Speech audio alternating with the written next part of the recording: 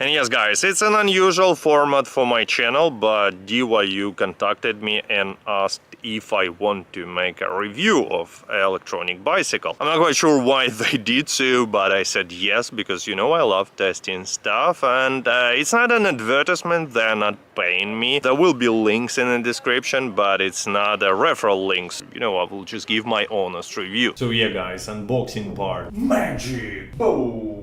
It comes like this, and pretty big box, pretty heavy. Okay, actually forgot scissors, but it seems like box is occupied now. Please let me. Come on, I mean, really. Whoop. Here we go, last steps. Okay, let me show you what do we have here. Obviously we have a seat. I mean, how would you ride a bicycle without a seat? And it's adjustable. You can completely remove it for transportation purposes. Usually I don't even remove it when I'm folding it and placing it in the trunk. So that's how it looks folded in a trunk. Yes, it can be even more compact, but you know, it's a lazy way of folding it, just like in one move basically. And yes, there is a lot of junk in my trunk and a lot of sand because I have kids, and you know. Then we have a pretty small wheels. Yeah, wheels are relatively small. We have a stand here. Pedals are pretty standard, but they are folding as well. It's relatively easy, like this, and unfolding is like this. So yeah, not a problem at all. So folding mechanism here also, you know, pretty easy to fold and unfold it. Folding, unfolding, stuff like that.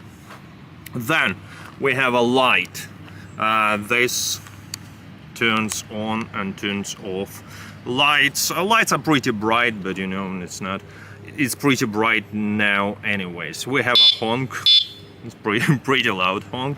And we have this screen. Unfortunately, it only shows level of charge, and that's it. No miles per hour, kilometers per hour, nothing like that. No distance traveled, only level of charge. And we have turn on, turn off button and an acceleration. Another thing that I want to mention, that it has a second seat for some reason, and I'm not quite sure why, to be honest, because you know, wheels are super small, so I don't think it's safe for any child to sit on such a second seat. This second seat, according to description, is rear shelf. A1F has a rear shelf that is more convenient for transporting items. Now, actually, I almost forgot to say that it also has a remote control alarm. It's such keys like this. It has a key to lock it, unlock it, turn off the light, and sound signal. I'm not using these keys at all, to be honest, because I don't know, alarm system is good, but in my opinion it's not gonna stop people who will try to steal it if something, so I trust good old locks, you know, that's my choice. But I'm just saying that there are two keys and they even have batteries. Brakes are pretty good. I'm gonna show you footage of me braking. So yeah, I decided to take this bike and test it in a forest. It's off-road, you know, relatively good off-road. And so far I was like 5 kilometers or something, really small distance. But so far I was going with full throttle, almost not using pedals. And I don't know, it's fine. It's, you know, it's obviously not a mountain bike, but it's pretty easy when the road is relatively good. And this road, as you can see, is relatively good. I mean, look, it's a donkey. Oh, Wow, what is he or she doing? I'm not quite sure. I guess having fun.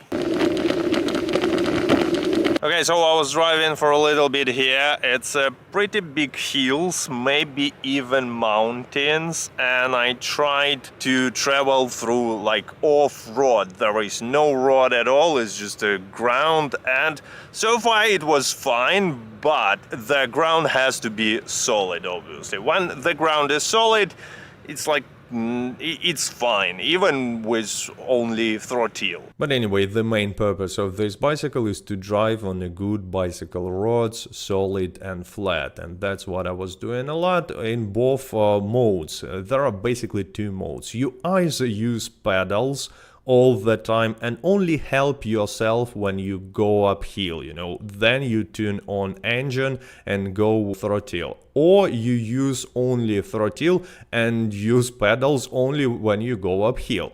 So when the road is good, like for example here, good bicycle road, driving is not a problem at all. Even if you only use pedals, like spinning pedals is pretty easy, no effort at all, and there is no even need to use throttle electronic engine. Okay, now let's take a look at parameters on official website, and I will compare them with my test results and my impressions. So you see the price is 600 euros and weight is 21.2 kilograms, and yes, the bicycle is pretty heavy. It looks small, it is small, but it's heavy. Weight capacity 75 kilograms. I have no idea what to say. My weight is a little bit higher, but not much, and I had no problems at all. Riding speed 20 kilometers per hour. Now that's interesting, because when I was driving on a good road, asphalt, well road, my speed was usually 24 kilometers per hour. Obviously on a flat road, not uphill, not downhill,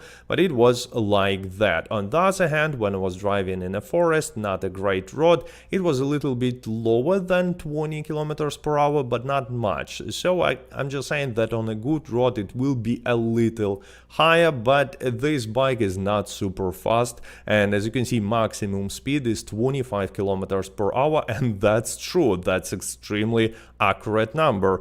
I drive it for a long time on good roads and never reached higher speed than 25 kilometers per hour. Few times I reached 25 kilometers per hour, but when there is no downhill, just a flat road, 25 is just maximum. Obviously, by using pedals, I was able to add few kilometers per hour, not much at all, but it's just not worth it, because when you go in a full throttle mode, there is almost no reason to use pedals, and maybe, I don't know, you're not supposed to use pedals at all. I'm just saying that you spin them and pretty much nothing happens. Anyway, range in a throttle mode is 30 kilometers, maximum range on one charge. Yes, it's pretty accurate. I would even say a little bit more, because I managed to... I never measured distance, actually. I measured only time, and I was driving for 1.5 hours, 1 hour 40 minutes, was using only throttle mode before running out of energy. So yeah, I would say this number is accurate. Range in pedal assist mode. I'm not quite sure what do they mean by pedal assist, but when I was using throttle mode, I was using pedals only when going up hills. So if it's the case, I'm not quite sure how many hills are there, but this number cannot tell us really much. So yeah, I just cannot comment that. You see, it has waterproof level of IP54. And now let's take a look at power parameter. Rated power 250 watt, and the interesting one that I tested is charging time. It says 4 hours. I don't know, for me to fully charge this bicycle, it always took 6 hours. I don't know, maybe it depends on the type of an electricity network that you have in your home.